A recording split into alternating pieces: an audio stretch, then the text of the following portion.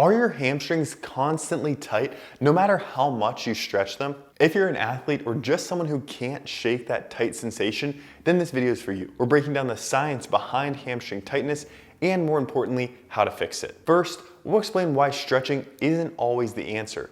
Then we'll dive into 2 essential methods to relieve hamstring tightness effectively. Number 1 is going to be addressing pelvic position, and then number 2 will be building hamstring strength in a lengthened position. And make sure you stick around till the end of the video because I'm going to show you the exact progression that I use for long-lasting hamstring strength improvements. Let's go ahead and dive into it. Okay, so let's first address why your hamstrings are feeling tight. And the truth is that sensation may be due to your hamstrings not being too short, but rather being constantly stretched. Let me explain. For every 5 degrees that your pelvis tips forward, your hamstrings stretch about 1 centimeter. This constant strain can create the sensation of tightness that many people feel that they have to stretch out. But stretching isn't the solution here, and it can actually reinforce that strained feeling. To truly resolve hamstring tightness, we need to start by addressing pelvic position first and connecting that to hamstring activation. Let's move on to one of the best drills to do this,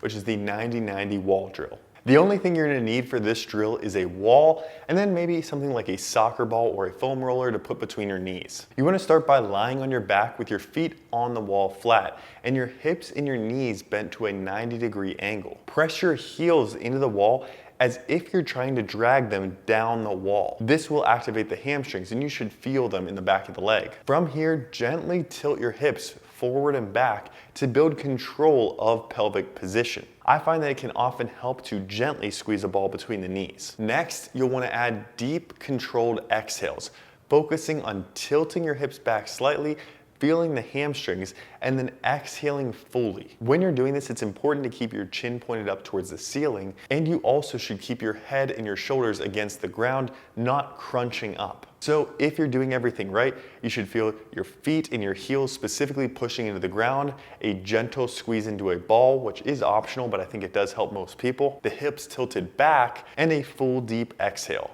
This drill helps you gain awareness and control of pelvic tilt while engaging the hamstrings. Mastering this connection sets the foundation for reducing that constant feeling of tightness. Once you've established good control of your pelvic position, the next step is to build hamstring strength through a specific bridge progression. This progression will focus on building hamstring strength at a long length, which is really important yet often overlooked. One reason that we need to build strength in a lengthened position is because that is where hamstring strains occur often. Also, I just find that whenever clients build strength in this lengthened position, a lot of that tightness tends to go away. This is also going to specifically challenge the upper hamstring, which connects to the pelvis. So we're not just training the hamstring muscle like we would with a hamstring curl, but rather we're training the overall lumbopelvic complex to function and feel better. Okay, here's the exact bridge progression that I use. First, start with a basic glute bridge.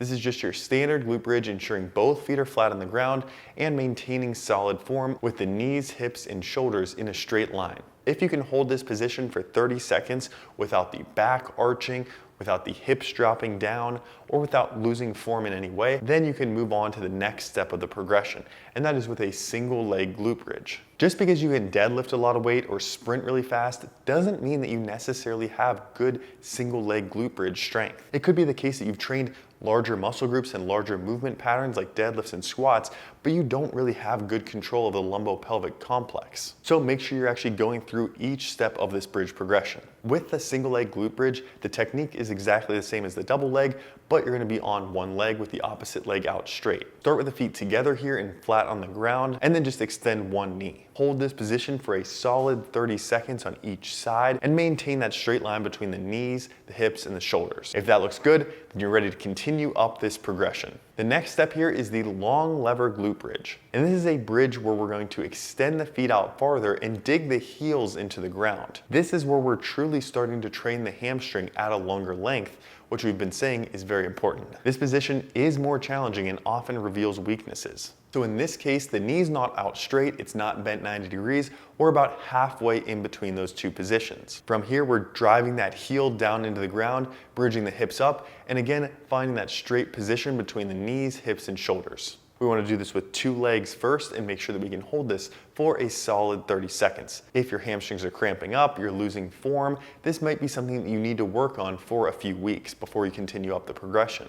If, however, everything looks good with your long lever glute bridge and you can hold 30 seconds solid, then it's time to move up the progression to the single leg long lever glute bridge. So if you're ready for this next level, get into that long lever glute bridge position and extend one leg out. Aim for stability without shaking or cramping here. Building strength in these positions helps develop hamstring resilience, especially at that longer length, which is especially crucial for athletes going through powerful movements. This is something that I've done with my athletes, and you can actually test hamstring strength in this long length position if you have force plates. I've learned from coaches much smarter than me how helpful it can be for athletes to build hamstring strength in this position. Unlike traditional stretching, which only temporarily relieves the feeling of tightness, focusing on improving pelvic position and strengthening your hamstrings in this lengthened position can really get down to the root cause. So even if you don't have force plates to actually measure this over time, if you can hold this position more solid and for a longer period of time, you'll notice over time that your hamstring feels less tight,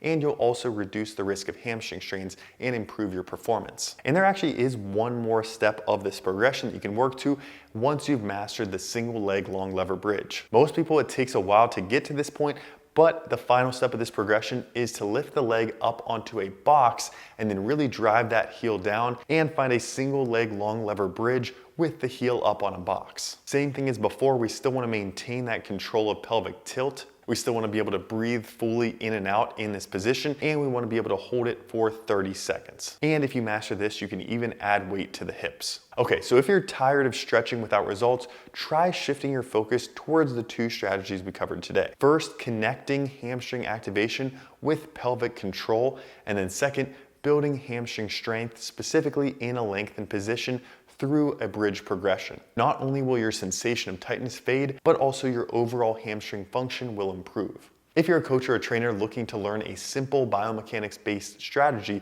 for improving hip mobility, then you can check out our free hip mobility masterclass. I'll leave a link in the description below. Within that masterclass, we cover even more tips than we could fit in this video, and you'll learn a ton about hip mobility. If you found this video helpful, don't forget to hit that like button and subscribe so you don't miss any future videos. Thanks so much for watching, guys, and I'll catch you next one. Take care.